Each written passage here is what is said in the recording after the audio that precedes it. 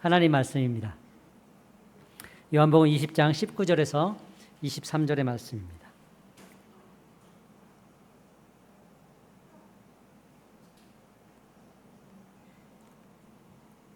요한복음 20장 19절에서 23절 하나님의 말씀입니다. 제가 가진 성경은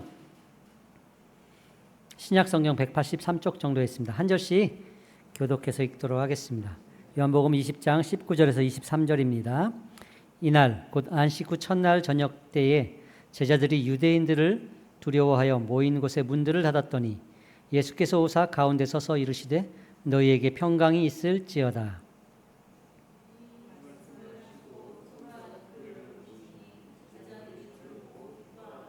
예수께서 또 이르시되 너희에게 평강이 있을지어다. 아버지께서 나를 보내신 것 같이 나도 너희를 보내노라.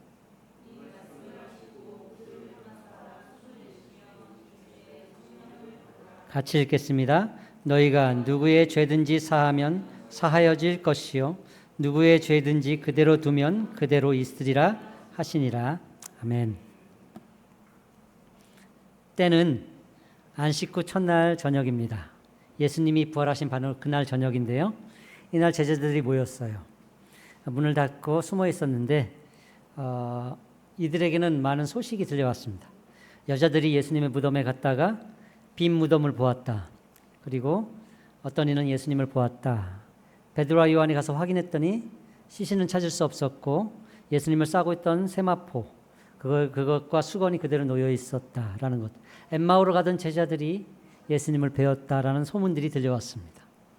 이 모든 소문들은요, 제자들에게는 희망이 될 수도 있었고 절망이 될 수도 있는 상황이었습니다. 제자들은 한 곳에 모여 있었고 문을 닫았고 숨어 있었고 두려워했던 것을 보아서 주님에 대한 그 소문이 그들에게는 그리 낙관적이었던 것 같지는 않습니다.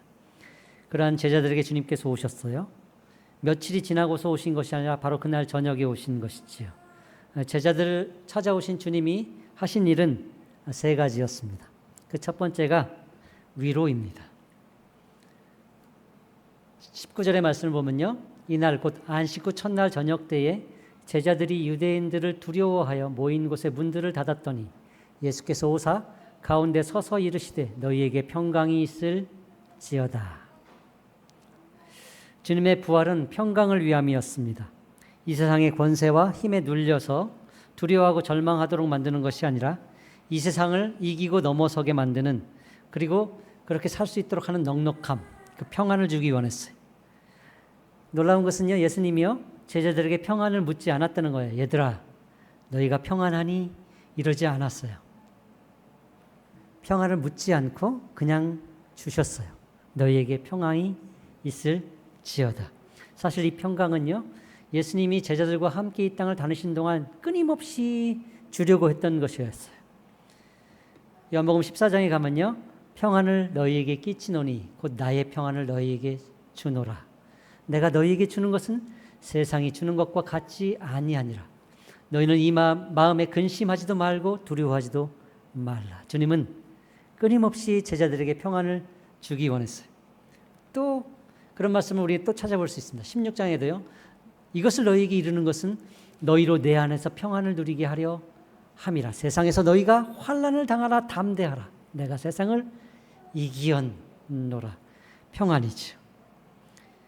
부활하신 주님이 제자들에게 주시는 평강의 근원은 십자가와 부활입니다. 십자가의 승리로만 얻을 수 있는 하나님과의 올바른 관계, 하나님과의 화목함, 이것을 통해서 인생은 비로소 완전한 평안을 누릴 수 있습니다. 하나님과의 관계가 깨어지면요, 인간에게는 평안, 완전한 샬롬은 있을 수 없습니다. 제 아무리 이 땅에서 성공하고 그리고 부자로 살아가고 있을지라도 인간은 그 내면 깊은 곳에 상처와 죄의 문제로 인한 갈등과 고민이 있습니다. 거기서 자유로울 수 있는 인간은 단 한 사람도 없어요. 하나님의 백성도요, 하나님과의 관계가 올바로 서지 못하면요, 평안이 깨어질 수 있습니다. 하나님을 섬긴다 하면서도요, 죄를 품고 있고 그 죄를 반복해서 계속 지어나가면요, 하나님의 전에 나오는 것, 주일날 예배 가운데 서는 것이 그렇게 불편해질 수 있습니다. 그리고 예배 가운데 선포되는 그 말씀이 때로는 괴로워질 수도 있어요. 나도 모르는 사이에 하나님의 전에 나오는 것이 뜸해지는 것이죠. 그렇게 하나님과 서먹해질 수 있습니다. 평안이 깨어질 수 있는 것이죠. 하나님과 관계가 회복된 사람이에요. 성도는요. 그런데도 불구하고 죄가 있고 그 관계가 하나님과의 올바른 관계가 있지 못하면 평안이 빼앗길 수 있다면 하나님과의 관계가 근본적으로 틀어져 있는 세상 사람들은 얼마나 평안하지 못하겠습니까? 아무리 가지고 아무리 누리고 아무리 떵떵거리고 살아도 평안은 없고 불안만 가득한 삶을 살아갈 뿐입니다. 삶은 수고하고 무거운 짐진 것 같고 뗄래야 뗄 수 없는 멍에가 그들의 어깨 위에 지어지는 것이지. 하나님은 이 깨어진 관계를 회복하기 위해서 친히 육신을 입고 이 땅을 찾아오셨습니다. 그들의 모든 죄를 대신해서 십자가에 죽으시고 3일 만에 부활하신 것이죠. 그 죽으심과 부활을 통해서 믿는 자들에게는 참된 평안이라는 것이 가능하게 되었습니다. 그래서 주님께서 찾아오셔서 하신 첫 메시지가 평안인 거예요. 예수님이 십자가에서 숨을 거두실 때 다 이루었다라고 말씀하셨습니다. 이 다 이루었다라는 이 선포의 결과가 평안입니다. 이제 하나님의 자녀들에게는 결코 정죄함이 없습니다. 생명의 성령의 법이 죄와 사망의 법에서 우리를 해방하시죠. 그래서 부활의 첫 메시지가 평안으로 우리를 찾아옵니다. 이 평안을 누리십시오. 이 큰 선물을 빼앗기지 마십시오. 세상이 아무리 그렇다도 우리 삶의 환경이 아무리 그렇다고 할지라도 우리에겐 근본적으로 평안이 있는 존재, 그 성도입니다. 이 평안을 누리십시오. 두 번째, 부활하신 주님이 찾아오셔서 하신 두 번째 일은요, 확증입니다. 20절에 이렇게 말씀하시죠. 이 말씀을 하시고 손과 옆구리를 보이시니 제자들이 주를 보고 기뻐하더라. 의심하는 자들에게는 증거가 필요했습니다. 주님은 그러한 그들에게 자신의 손과 옆구리를 보이시면서 자신이 바로 그 고난당한 주님이라는 것을 밝히시고 그럼에도 불구하고 다시 살아났다는 것을 보여주셨죠. 제자들의 연약함을 나무라신 것이 아니라 불쌍히 여기시고 그 연약함을 딛고 일어설 수 있도록 도우신 것입니다. 주님은 연약한 우리를 찾아오시는 주님입니다. 연약함 그대로 좌절하고 넘어지도록 내버려 두는 것이 아니고 예루살렘을 떠나서 엠마오로 가던 제자들을 찾아오시죠. 주님의 부활을 이해하지 못하는 제자들이 이해할 수 있도록 차근차근 설명하시고 가르치시죠.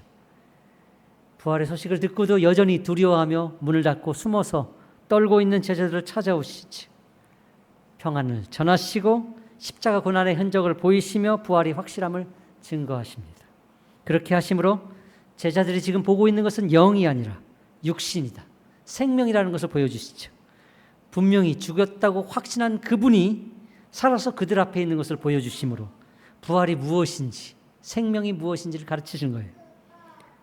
제자들을 찾아오신 주님은 그 제자들의 마음을 바꾸어내십니다. 두려움을 평강으로, 불신을 믿음으로 바꾸십니다. 문을 잠그고 숨어서 이제 우리는 어떻게 하면 좋을까? 이렇게 고민하고 고통하던 사람들에게 그 문을 열고 세상으로 나아가게 만드시죠. 예수님이 부활하셨어도요, 세상은 변하지 않아요. 그래도 주님을 믿지 않았고 또 믿지 않으려 했고 믿는 이들을 억압하고 위협하고 그리고 폭력을 휘둘렀죠. 그럼에도 제자들은 세상을 두려워하지 않게 되죠. 더 이상 숨어서 자기들만의 세상에서 갇혀서 두려워 떨고 있는 것이 아니라 거기에 머물지 않고 이제는 그 문을 열고 세상으로 나아갈 수 있는 제자들이 되어갑니다. 주님이 찾아오셔서 확증하심으로 그 일들이 가능하게 되는 것이죠. 세 번째, 부활하신 주님이 제자들을 찾아오셔서 하신 일은 파송입니다. 이제 그들을 보내시죠. 평안을 주시고 확증을 하시고 아버지께서 나를 보낸 것 같이 나도 너희를 보낸다 하시는 것이죠. 예수께서 또 이르시되 너희에게 평강이 있을지어다. 아버지께서 나를 보내신 것 같이 나도 너희를 보내노라. 이 말씀을 하시고 그들을 향하여 숨을 내쉬고 이르시되 성령을 받으라. 너희가 누구의 죄든지 사하면 사하여질 것이요 누구의 죄든지 그대로 두면 그대로 있으리라 하시니라. 너희가 그 누구의 죄든지 사하면 사해진대요. 그대로 두면 둔대요. 이 말씀은 제자들을 통해서 믿는 이들을 통해서 모든 사람들의 죄를 사할 수 있다라는 뜻은 아닙니다. 죄의 용서는 하나님이 하시는 것이지 사람이 하는 것이 아닙니다. 제자들이 하는 것도 아닙니다. 주님께서 이렇게 말씀하신 이유는 이제 너희를 통해서 죄사함의 권세, 죄사함의 역사가 가능할 수 있게 되었다. 이것이 선포할 수 있게 되었다라는 것을 뜻합니다. 그래서 성령의 역사가 등장하는 거예요. 성령의 역사가 없으면 죄사함은 가능할 수 없기 때문에 성령께서 오셔서 교회로 하여금 성령께서 하시는 일들을 선포할 수 있게 하시는 것이죠. 보내심은 죄사함과 성령의 사역과 아주 깊은 관련이 있습니다. 성령의 성물을 받지 않은 사람, 죄사함을 받지 못한 사람은 결코 주님의 뒤를 따를 수 없습니다. 주님의 뒤를 따를 수 없는 사람은 오직 주님의 뒤를 따를 수 없으면 죄 문제가 해결될 수 없는 사람이기 때문에 이 사역을 감당할 수 없는 거죠. 죄 문제가 해결된 사람만이 주님의 뒤를 따를 수 있고 또 성령의 능력을 힘입어서 세상으로 나아가서 이 죄사함의 메시지를 선포할 수 있게 되는 것이죠. 주님은 바로 이 말씀하신 것이에요. 죽고 심판을 받아 멸망할 수밖에 없는 세상에게 이제 비로소 생명이 가능하게 되었다는 것을 밝히시는 것이죠. 그들의 죄를 대신해서 죽으시고 다시 살아나신 부활의 역사로 인하여 가능하게 된 이 생명과 삶이 교회를 통해서 전해질 수 있게 된 것이지요. 부활의 주님은 제자들을 찾아오셔서 이 생명과 증거와 평안을 주셨습니다. 의심하는 자들에게 확신을 주셨고 이제 그 의심하는 자리에서 일어나서 확신과 믿음을 가지고 죽어가는 세상에게 이 생명을 나누어 주라 하시는 것이죠. 저는 개인적으로 교회를 개척하면서 하나님의 참 크신 역사들, 섬세한 역사들을 많이 경험했습니다. 인간의 힘으로 생각하지 못할 자리가 우리가 왔다라는 생각도 많이 했고요. 그리고 목회가 하면서 눈치 많이 봤는데요. 근데 눈치 많이 안 보고 그리고 함께 이렇게 만들어가는 이런 아름다운 공동체가 있을까? 어떤 분이 저한테 물어봤어요. 목사님 어떤 목회가 하고 싶습니까? 가족 같은 목회를 하고 싶습니다라고 했는데요. 딱 이 공동체가 가족 같아요. 가족이 그래요. 때로는 못할 말도 하는 곳이 가족이거든요. 다른 데서 못하지만 가족만큼 할 수 있는 것이에요. 짜증은 거기서 못 부르지만 학교 선생님한테 짜증 못 부리는 아이가 집에 와서는 엄마 아빠한테 짜증 부릴 수 있거든요. 가족이 그래요. 못할 말도 하고요. 모든 위로와 힘도 받는 곳이 가족이에요. 정말 가족 같은 공동체. 이 기쁨과 이 가족 같은 공동체에서 저는 참 감사하다. 목회가 이렇게 기쁠 수 있는가라는 그런 탄성이 나왔어요. 그러면서도 불구하고 제 마음 한켠에는요. 절망도 있었습니다. 절망은요. 외부적 요인으로 인한 절망이 아니었습니다. 마음속 깊은 곳에 있는 제 자신의 절망이었어요. 성도가 참 힘들다. 세상이 정말 사납다. 교회가 참 성장하지 않는다. 이건 하나도 절망되지 않아요. 힘들지도 않고 그리고 교회 성장하지 않는 것은 저도 잘 알아요. 제가 교회 보러 다닐 때 어떤 집사님들 몇몇 분이 그래요. 아니 이렇게 조금 해가지고 교회가 조금이라도 성장하면 어떡하려고요. 저보다 믿음이 좋으시군요. 저는 알아요. 교회라는 것이 그렇게 쉽게 성장하는 것이 아니라는 것. 큰 교회에 있었기 때문에 쉽게 성장할 거라고 생각하시나 본데 그렇지 않아요. 교회는 생각보다 쉽게 성장하지 않아요. 성장하는 교회는 몇몇 교회예요. 우리는 그런 교회에 있었기 때문에 너무 쉽게 생각할 그런 경향이 있을 뿐이에요. 정말 이 땅의 많은 교회들은 개척하고 수십 년이 지나도록 그 자리에 그대로 있어요. 옛날에 그런 비누 있었잖아. 비놀리아. 아직도 그대로네. 교회도 그래요. 아직도 그럴 수밖에 없는 교회 현장이에요. 이것 때문에 저는 절망하지 않아요. 제가 절망한 그 근본적인 문제는 제 자신이에요. 목회를 감당할 실력도 능력도 없는 존재가 목회를 하고 있다라는 그 생각 때문에 사무치고 괴로웠어요. 내가 이 목회를 계속할 수 있을까라는 고민은 환경이나 성장하지 않는 교회의 문제가 아니고 성도의 문제가 아니고 내 자신의 문제였어요. 제가요 목회를 하면서 가장 부러운 사람 중에 하나가 있다면요 설교를 즐거워하는 목사님이었어요. 그분은 그래요. 목사님 저는요 설교하기 전에 강단에 서기 전에 그 뒷자리에 앉아있는 그 순간이 가장 기쁘고 행복해요. 이제 곧 하나님의 말씀을 선포하러 가야 되는 이 현장이 너무나도 기뻐요라고 하는 그분이 나는 너무나도 부러웠어요. 그분은요, 그 설교가 너무나도 좋았기 때문에 설교를 준비하는 과정도 즐겁대요. 그래서 설교를 한 편 준비해 놓고 나면요, 다음 설교를 또 준비한다는 거예요. 너무 기뻐가지고. 그래서 쌓여놓은 설교가 너무나도 많다는 거예요. 그 말을 들을 때 저에게는 절망이 왔습니다. 저는 준비도 괴롭고 전달은 더 괴롭고, 야, 어떻게 하면 저렇게 기쁠 수가 있을까? 주일 아침에 불쾌한 일이라도 생기면요, 저는 정말 괴로웠습니다. 그런 일이 생기지 않았으면 좋겠는데, 그러지 말아야지 하면요, 오히려 더 작은 것에 자극을 받고요, 버럭해버리는 거예요. 그러면 그럴수록 저는 어떤 일이 벌어지냐면요, 목회하기 싫다. 내가 오늘 주일날 교회 가서 이 설교를 할 수 있을까라는 생각이 드는 거예요. 정말 쉬고 싶다. 옛날에 옥하는 목사님도 그런 적 있대요. 부목사님께 전화해서, 누구누구 목사 오늘 설교해. 나 오늘 와이프와 싸웠어. 도저히 설교 못하겠어. 그런 적도 있다는 거예요. 그분도 그랬는데 뭐. 참으로 괴롭습니다. 참으로 괴롭습니다. 그럼에도 불구하고 이 목회를 계속하게 되는 이유, 할 수 있는 이유 딱 하나입니다. 평안하라. 나도 너희를 보낸다 하시는 그 주님 때문인 거예요. 그 괴로움과 약함을 딛고 이 강단에 서는 근본적인 이유, 그래도 주님이 주시는 것은 평안이지. 그래도 주님은 이런 나를 보내시지. 나를 통해 일하고 계시지 라는 거예요. 주님은 완전한 자를 세상에 보내지 않아요. 완전한 인간을 부모로 세우지 않아요. 완전한 인간을 선생님으로 만들지도 않았고, 완전한 인간을 목회자로 세우지도 않았어요. 우리는 어쩌다 부모가 되었어요. 그 사람 좋아서 결혼했는데 애까지 생겼어. 어라, 하나가 더 생겼어. 그건 상상도 못한 일이에요. 어쩌다 다둥이 부모가 됐지. 그래서 힘이 들죠. 부모 되는 것도 힘들고, 삶을 사는 것도 힘들고, 일터에서 내 자리를 지켜내는 것도 힘든데 우리는 끊임없이 부모의 자리로 나아가죠. 일터로 나아가죠. 내가 원하는 것, 이런 것 아닌데도 불구하고 우리는 또 나아가죠. 왜 나아갈 수 있죠? 주님이 말씀하시기 때문에. 아버지께서 나를 보내신 것 같이 나도 너희를 보낸다 하시죠. 그 보내시는 주님이 우리에게 평안하라, 성령을 받으라 하시죠. 우리에게 평안을 주시고 성령을 주시면서 세상으로 파송하시는 거예요. 그 자리로 보내시는 것이요, 목회 현장으로 서게 하시는 것이죠. 난 이것밖에 되지 않는데 어떻게 내가 이 자리를 또 서요? 그런데도 보내시는 거예요.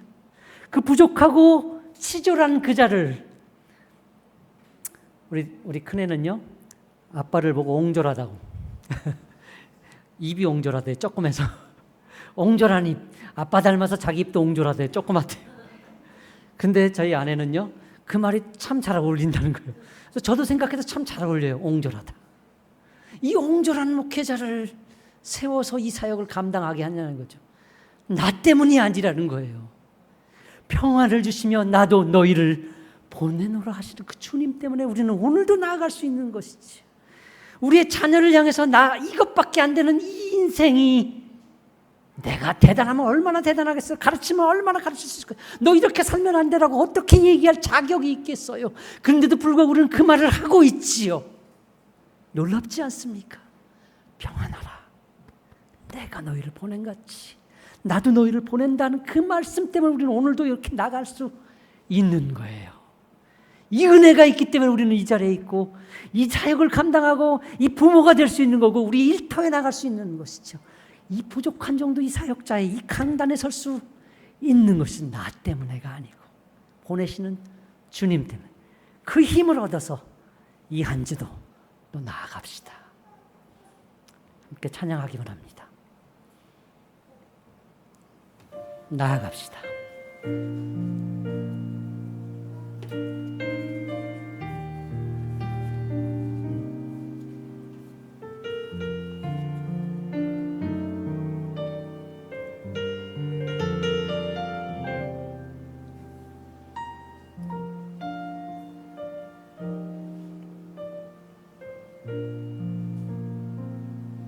우리 영혼